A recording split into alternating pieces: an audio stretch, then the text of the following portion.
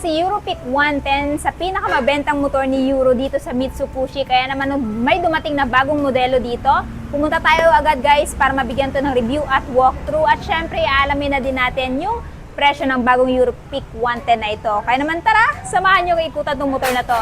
Let's go!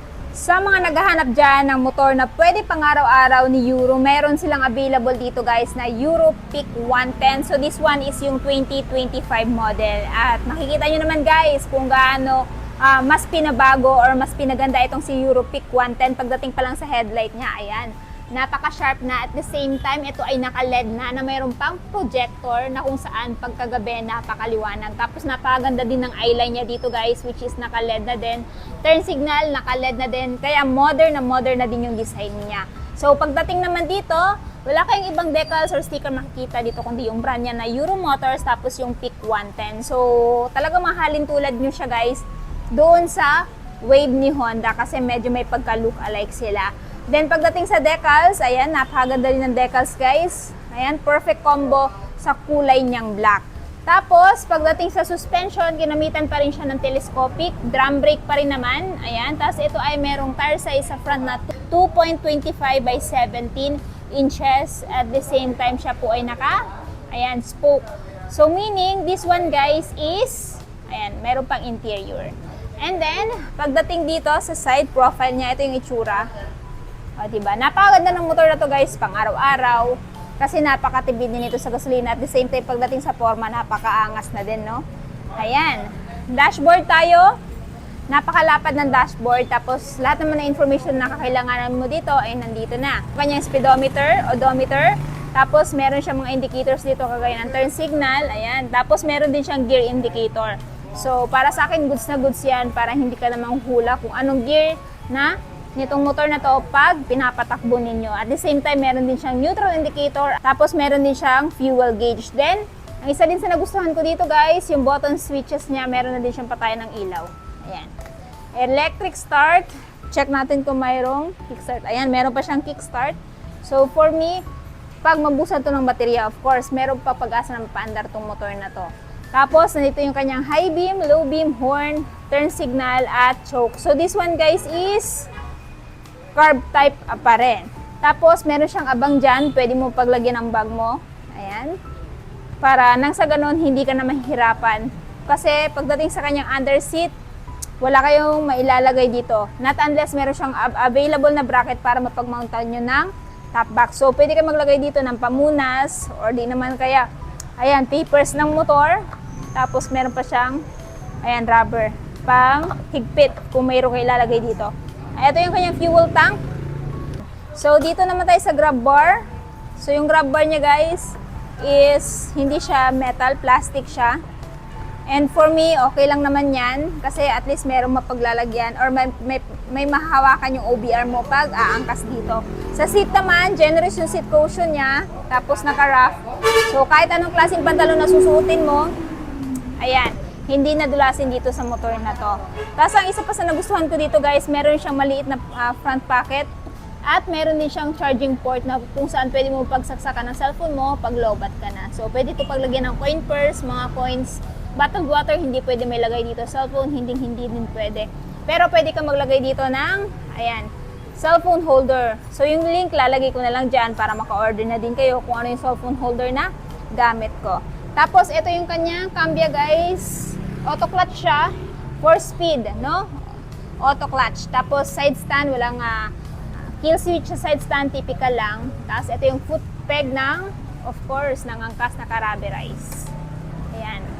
So, mayroon pa rin cover yung chain niya. And then, suspension sa likod. Ginamitan siya ng dual shock absorber. So, ito pala yung bukasan guys ng kanyang underseat. No? Ayos. Tapos, ito yung napakahaba niyang decals. Napakaganda din ng pagkakamount. Hindi putyo-putyo. So, mahirap din ito baklasin. Kailangan mo pang, ayan, pakuluan ng mainit na tubig tapos busan para matanggal tong decals na to. If ever gusto niyong tanggalin. Pero, para sa akin, no need na kasi napakaangas na ng decals niya. Pati yan, oh. Diba? So, dito tayo sa tail. Ito yung kanyang taillight guys, naka-LED na din, o di ba, upgraded na talaga. Tapos turn signal is naka-LED na din. Napakalaki ng kanyang turn signal guys, so talagang ma-aware yung nakasunod sa inyo pag pinaandar nyo itong motor na to or gumagamit kayo ng turn signal light. Tapos dito yung plate holder. So yung magsisilbing ilaw ng plaka is ito. Ayan. Angas. Tapos dito guys, yung kanyang suspension. Ayan. At sa mga tatanong braking system sa likod is drum brake. No? So naka-swing arm pa rin siya. Tapos yung tire niya dito sa likod. This one guys is tube type pa rin, no? So 2.50 by 17. Parehas lang yun ang tire size niya sa front at saka sa likod. Sa tambucho naman, napakaangas din. May heat guard na din. Ayan, para hindi mapasok ang kas mo or ikaw. Tapos ang nagustuhan ko din dito kay Euro Peak 110 guys, meron siyang kickstart para nang sa ganun, pag maubusan kayo ng baterya, may pag-asa pang mapaandar tong motor na to. Ayan o. Ayos. Nice. Chinek ko guys sa website nila kung ano yung seat height at ground clearance nitong si Peak 110. Wala akong nakita. So, ibase nyo na lang guys sa height ko yung seat height at saka ground clearance nitong motor na to. So, my height is 5'5" at abot natin. So, kung may height kayo guys, like 5'2", 5'1", kaya nyo pa rin itong abutin. Mababa lang naman yung seat height niya kumpara sa ibang motor. Tapos, ang kinaganda pa dito, napakalawak ng turning radius niya, kaya naman napakadali ding isiksik. So, ganito yung itsura natin guys. Pag nakaupo dito kay Euro Peak 110. Ayan. O, diba? Bagay na bagay din to sa mga lady rider at gustong kumuha ng motor, budget friendly, highly recommend at this one. Ayan, apakaangas. So, comment down below guys kung ito ba yung klase ng motor yung gusto nyong bilhin ngayong taon. Ayan, I want to know in the comment section below. Anyway guys, kung interested din kayo sa mga tools para sa motor, kung ano yung mga tools na ginagamit ko, ililink ko na lang din dyan para maka-order na din kayo. Mas maganda kasi meron tayong proper tools, parang sa ganon tayo na mag-change oil or di naman kaya magpapalit ng ating mga air filter kung scooter yung motor natin. Marami namang tutorial dito sa YouTube. Kaya if I were you guys, pumunta pa kayo sa mga mekaniko, kayo na yung gumawa. Kasi ako, pag nagme-maintenance sa motor ko, ako na yung mismo gumagawa. Kaya yung tools na ginagamit ko, ililink ko na lang dyan sa baba. This Euro Peak 110 is powered by 107cc 4-stroke single-cylinder carburetor 4-speed at air-cooled.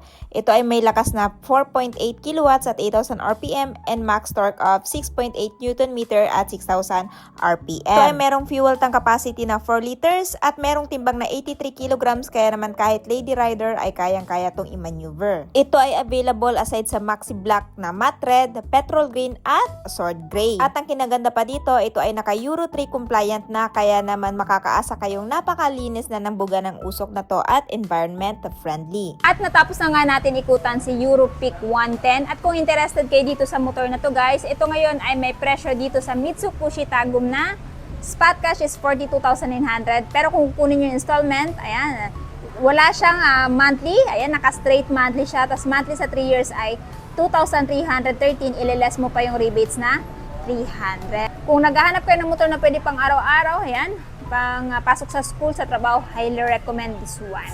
So, ayan, yung full address, lalagay ko na lang sa screen, maging sa description box, para mas makapag-inquire kayo regarding sa motor na to.